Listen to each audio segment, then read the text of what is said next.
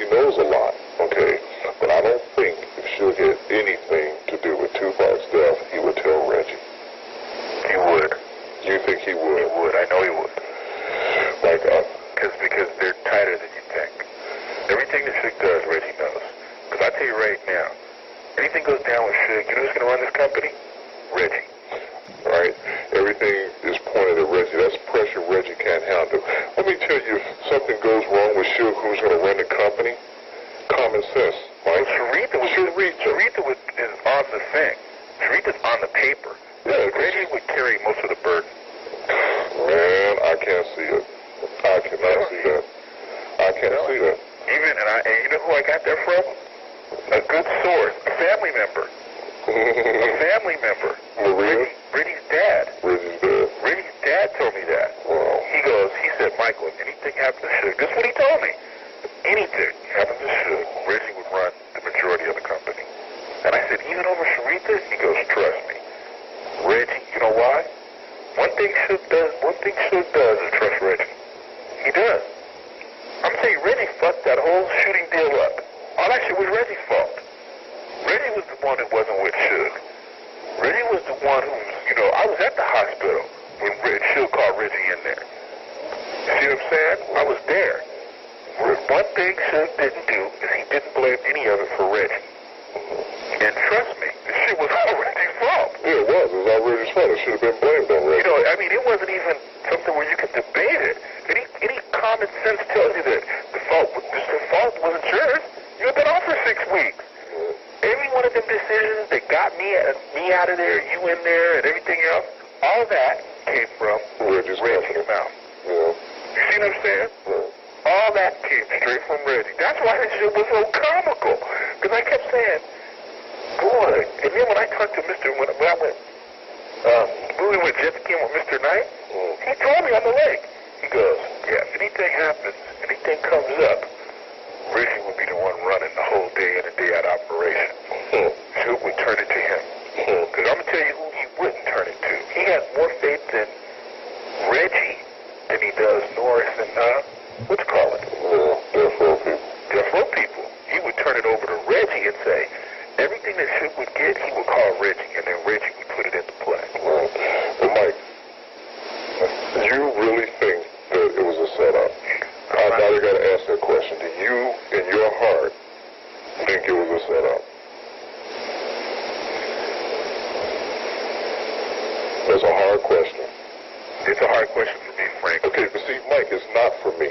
You see what I'm saying? Let me tell you why it was hard. Because I've heard some other, because remember I hang out with Reggie. Right. And me and Reggie, we're sort of tight. Right. But me and you and Reggie, I hang out with both of y'all. So I'm telling you, from the end that I see with him, when he told me the other day, because like he told me, he goes, yo man, go order me some red carpet.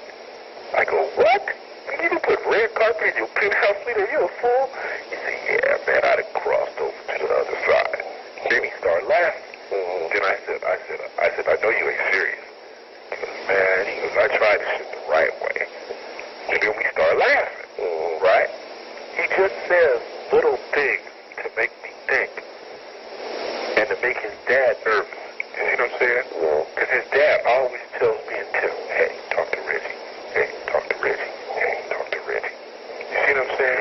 Now, I'm going to tell you right now, Frank, between me and you, Reggie's in too deep. Oh, yeah, He's in way too deep. Well, we figured that was happening anyway. We talked about that before. There's no reason for him to be in as deep as he's in. You see what I'm saying? Yeah. So he's doing this shit out of loyalty. He's sticking around out of loyalty. Then they said some things, right, that I look back and remember what he said. What you gonna do, Frank? What you gonna do? You know what he wanted you to do? Do you really want to know? Yeah.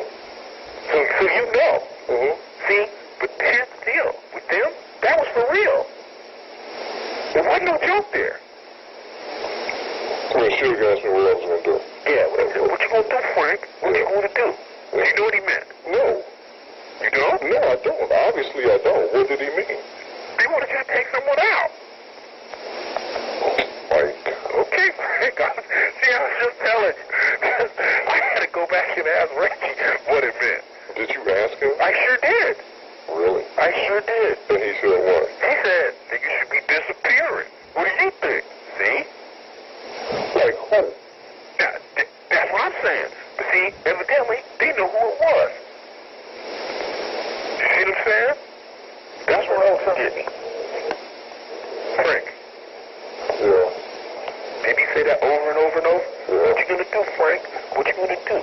My homeboy is gone. I had to go back and ask Reggie. Well, see, you remember that, too. Yeah. I remembered a complete conversation. There's a reason why I remembered it. Because the first thought that came to mind, they want you to take some action. You didn't feel that? Mike, I probably didn't even think about it. You know what I'm saying? So I went back and asked Reggie straight up to his face. I said, Reggie, what was Suge implying?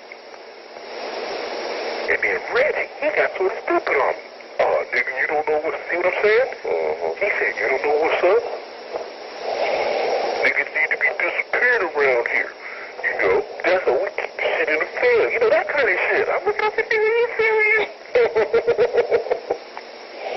See, I thought, I said, did these fools convince Reggie? So, Mike, you think, from who told you it was a $51 million insurance policy? Resources from Compton. From Compton. From Compton. Well, listen, I heard it from Compton, too. Okay, and I just heard it yesterday.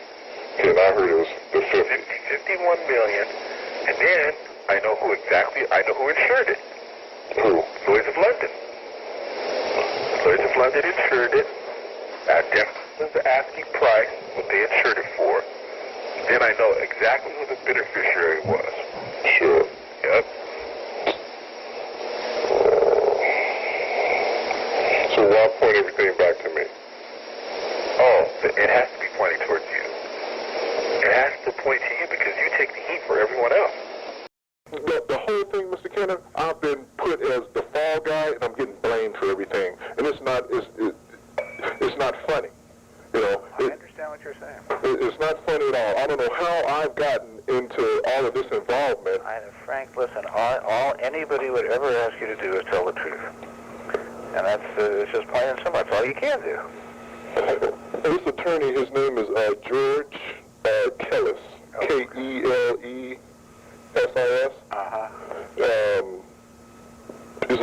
His card says attorney at law, and he's in Las Vegas. You have his phone number? Yeah, I know. Okay, you know what I'm speaking of. Anyway, he had this meeting with all of us in security, and this is what he said in the meeting.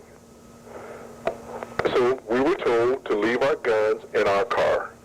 Okay, but my gun was in my car because I was going over to the MGM. I knew that I couldn't carry it in the MGM. I felt that I couldn't because of the earlier conversation as well. So I left it in my car.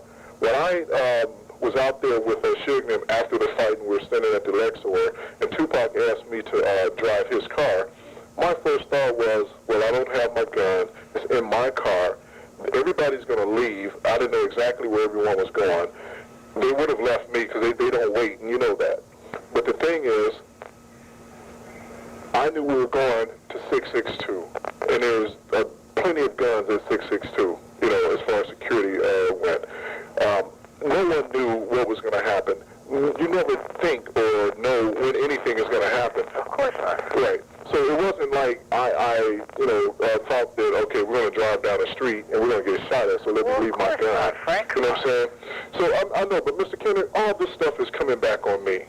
You know, this whole thing since this shooting has all come back on me. Listen, let me. I'll see what I can. I have never heard that. This is the first I'm hearing of anything coming back towards you. Mr. Kenner, I've been made the fall guy since the shooting.